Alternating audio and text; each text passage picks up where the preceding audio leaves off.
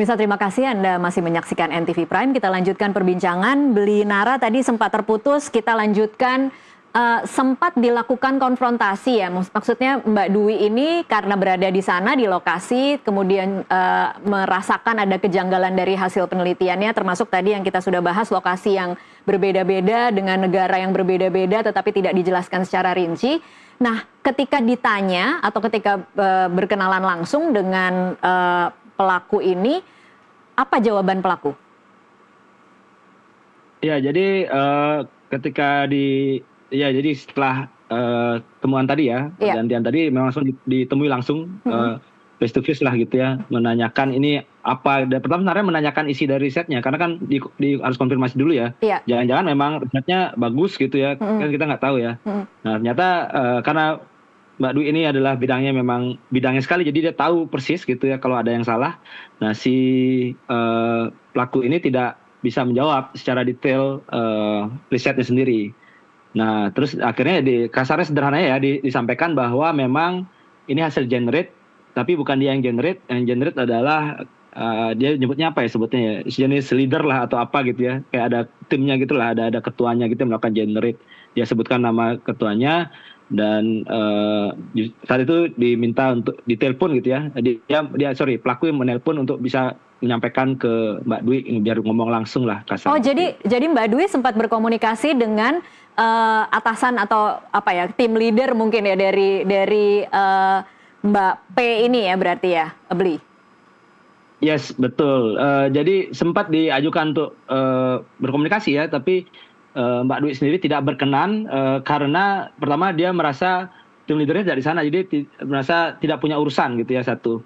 Terus yang kedua merasa bahwa mereka tidak straightly saat itu ya, tidak straightly mengakui bahwa mereka fabrikasi data dan segala macam. Jadi bertele-tele lah kasarnya. Sedangkan Mbak Dwi kan maunya yang jelas ini palsu apa tidak gitu ya. Nah jadi di sana proses konfrontasinya akhirnya terbuka bahwa ini generate lah, ada timnya segala macam. Yang ada di Copenhagen itu sendiri sebenarnya ada berapa orang? Peneliti Indonesia maksudnya? Iya, peneliti yang diduga palsu ini sebenarnya tiga-tiganya ada di sana kah, atau hanya P dan R, atau berapa banyak? Hanya satu, hanya P yang ada di lokasi. Oh, oke. Sedangkan dia kan sebenarnya jadi penelitian Dwi ya, jadi kurang lebih ada sekitaran 19-20 penelitian di lokasi, yang dimana setara 4 orangan atau lebih ya, 4-6 orang itu nama itu berganti-ganti, Mbak. Jadi penulis pertama, kedua, terus kayak digilir gitulah kurang lebih. Jadi yang ID card-nya ada banyak, tapi sebenarnya yang presentasi hanya 1 orang gitu ya? Betul. Oke. Jadi hanya 1 yang di lokasi. Oke, kita masuk ke kejanggalan lainnya ya. Tadi ada pemalsuan identitas, kemudian ada juga ditemukan bahwa lembaga atau institusi penelitian dan afiliasinya itu tidak bisa ditemukan. Benar ya, Beli Nara? Benar sekali. Jadi pertama ada berbagai afiliasi yang digunakan oleh pelaku ya. Ada yang benar ada ya, dalam hal ini universitas, kampus gitu atau lembaga riset. Tentu kita tidak bisa klaim apakah benar terafiliasi atau tidak ya, karena ini kan baru klaim dari pelaku ya. Nah, cuman kita menemukan ada satu afiliasi, saya lupa namanya IMCDS kalau nggak salah ya. Jadi AI Biomedicine gitu kurang lebih, yang kita tidak temukan nih tracknya di mana, dan ini sangat janggal karena kan risetnya ini sangat berat ya, yang artinya perlu dana besar dan harusnya dananya publik dan harusnya terbuka gitu. Nah ini kita tidak menemukan kantornya di mana, lokasinya di mana, terdaftar di mana, apakah Yayasan Indonesia, apakah di luar negeri, itu sama sekali tidak terdaftar. Apalagi pada bidang spesifik seperti tadi Mbak Dwi di bidang pneumonia, mereka ini saling kenal Mbak. Jadi mereka tahu kalau ada organisasi baru, ada lembaga baru gitu ya, orang segitu-segitu saja gitu. Dan Dwi sama sekali tidak menemukan, dia sudah tanya ke teman-temannya pada bidang serupa, nggak ada satupun yang tahu organisasi ini. Baik, Mbak Dwi sendiri kenal tidak dengan pelaku ini? Sebelumnya ya, sebelum kemudian bertemu di acara itu? Tidak kenal. Dan karena itu dia datang ke presentasinya kan, ingin menonton karena dia pengen kenalan sebenarnya. Pengen tahu ini risetnya canggih sekali, tapi kok saya tidak kenal gitu. Saya mau kenalan, pengen tahu gitu. Oke. Nah, setelah kemudian muncul dugaan ini dan ada banyak apa bahasa Mbak Dwi kemarin red flag ya, ada banyak red flag dalam penelitian ini.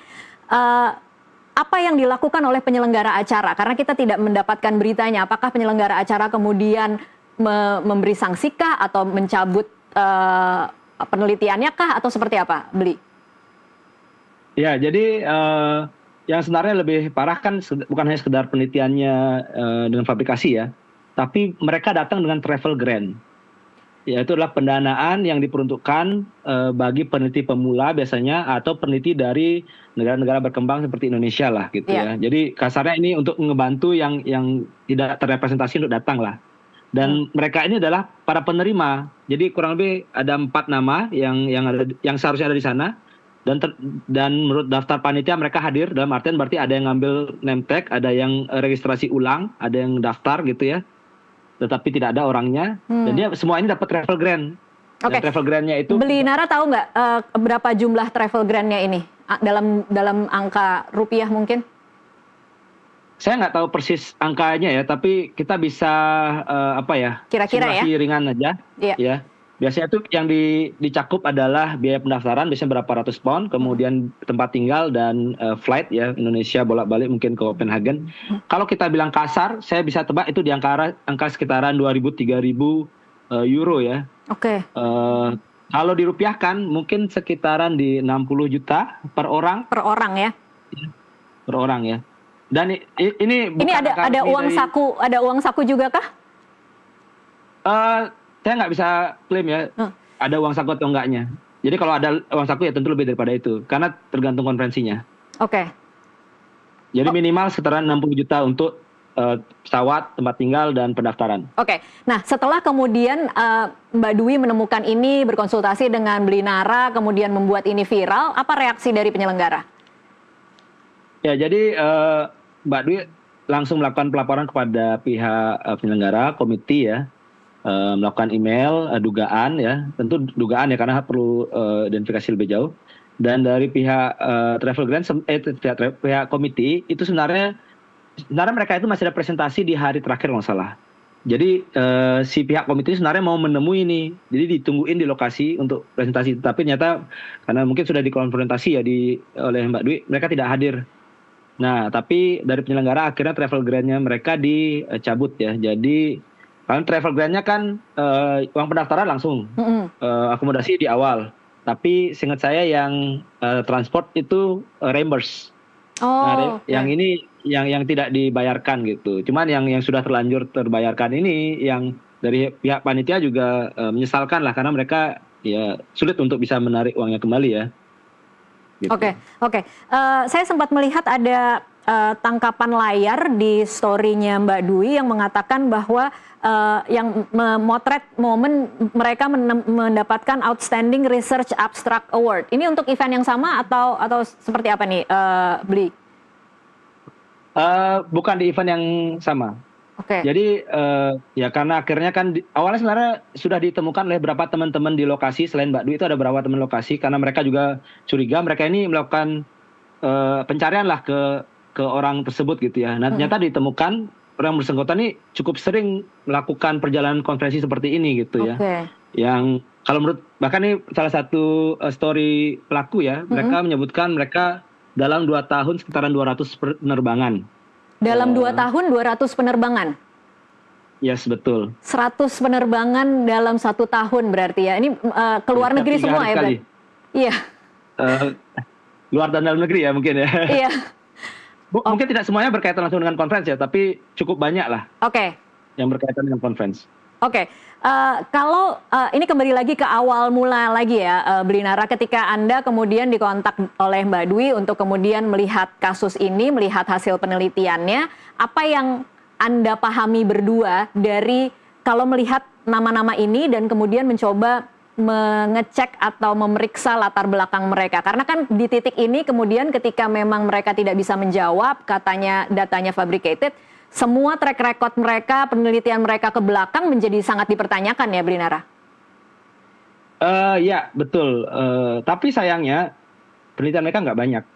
Oh, oke. Dan Ya, jadi kalau kita di dunia riset kan ada yang paling gampang namanya Google Scholar ya. Jadi itu biasanya nulis penelitian yang sudah kita publikasikan ya.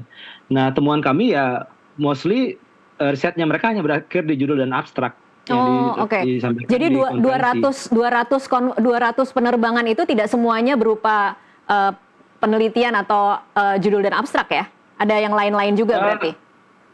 Bisa jadi ada yang lain, tapi ya berkaitan penelitian semuanya. Tapi kayak ya hanya berakhir judul abstrak gitu. Jadi kita nggak bisa confirm itu penelitiannya benar dilakukan atau enggak ya. Baik. Sebelum kemudian akhirnya memutuskan membocorkan atau mengumumkan ini di Threads, apa yang jadi pertimbangan Belinara dan juga Mbak Dwi? Karena ini kan ketika menjadi viral, ada taruhan yang sangat besar yang kemudian bisa memercik kembali muka kita baik sebagai bangsa Indonesia maupun Mbak Dwi sebagai akademisi, Belinara sebagai dosen, sebagai peneliti. Ini kan akan apa ya, sebagai senjata makan tuan ya, yang kena lebih banyak lagi gitu. Waktu itu ada pertimbangan tidak, Belinara? Ya, pertimbangannya cukup lama ya kita ngobrol sama Dwi ya, apakah kita akan angkat ke isunya publik atau enggak. Tapi kita putuskan ambil pertama, ini adalah serious misconduct ya. Ini pelanggaran yang sangat serius dalam dunia riset ya secara global. Kalau mereka terafiliasi di negara maju seperti di Inggris seperti Dwi, itu sudah selesai karirnya. Nah, cuman di Indonesia itu tidak terjadi karena di Indonesia abu-abu aturannya dan kita selama ini membiasakan aturan abu-abu ini tetap dibiarkan saja gitu loh, nggak ada yang berani mengungkapkan gitu ya, takut viral dan segala macam. Dan menurut saya ini jadi bahaya karena jangka panjangnya ya kita akan terus membiarkan seperti ini gitu ya. Jadi kita merasa bahwa ini bukan masalah tentang pelaku-pelaku ini saja gitu ya, tetapi ada publik yang terdampak secara luas gitu. Pertama tentu teman-teman yang riset secara benar-benar melakukan ya, ini mereka kan jadinya terkena juga dampaknya. Jadi kayak dianggap semua orang Indonesia sama seperti itu. Itu satu. Kedua, travel grant. Jadinya orang-orang yang seharusnya berhak, yang riset beneran dari Indonesia, harusnya punya kesempatan ke Copenhagen, mungkin ke Korea atau kemana, ya nggak dapat karena diambil oleh mereka. Yeah. Dan yang ketiga, yang lebih berbahaya, kalau sadar, ini bidangnya medisin loh. Fenomenia loh. Jadi berdampak langsung ke manusia. Anggaplah mereka berhasil meyakinkan bahwa ini penelitian mereka benar. Kemudian industri yang datang ke acara konferensi percaya bahwa oh ternyata bisa metode ini. Kemudian metodenya dipakai sama mereka. Terus tersebar. Metodenya gagal. Berapa banyak orang yang sakit yang akhirnya gagal disembuhkan. Atau justru jadi lebih parah karena percaya dengan metode yang mereka sampaikan di konferensi ini. Jadi dampaknya ini akan sangat bergulir jauh lah gitu. Dan saya paham resikonya. Tentu ada yang marah dengan saya. Mungkin karena saya buat ini viral. Kenapa nggak diomongin baik-baik. Karena memang tujuan kami bukan hanya sekedar menyatakan bahwa mereka salah dan tidak melakukan lagi. Tapi ini adalah kita pengen punya kesadaran publik bersama bahwa ini bukan hal yang patut dan kita harus melakukan perubahan yang sistematis. Baik, Belinara, tapi kalau dengan Mbak Dwi sebenarnya pernah tidak berbincang bahwa sebenarnya kasus seperti ini sebelumnya juga ada, tapi memang hanya ini yang kemudian bisa